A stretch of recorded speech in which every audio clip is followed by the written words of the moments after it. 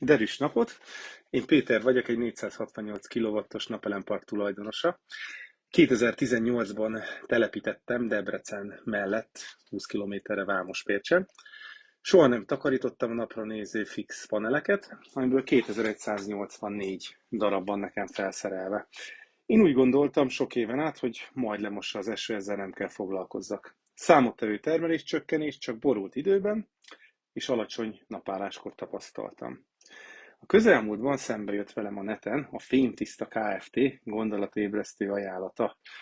Azt ígérték, hogy megtisztítanak nekem egy inverterkörömet a mosás előtti és utáni egy-egy hét termelés-mérési adatait cserébe. Hát én éltem a lehetőséggel, ami ma jó döntésnek bizonyult. Hoztak magukkal egy köbméter ioncserélt vizet, körbeforgó kefét, agregátort és mindent, ami egy precíz mosáshoz kell. Elnéztem a fiúkat, hogy egy kör 164 darab paneljét mennyire körültekintően rutinos mozdulatokkal takarították. Láthatóan a szakértelmet sem felejtették szerencsére otthon.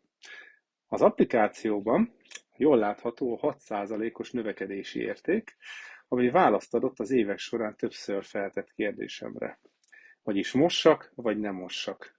A fémtiszta jött, mosott és meggyőzött. Megrendeltem tőlük a teljes park panelmosását, hogy mielőbb realizálhassam az éves szinten várható 1,5 millió forint bevételnövekedésemet. Köszönöm nekik!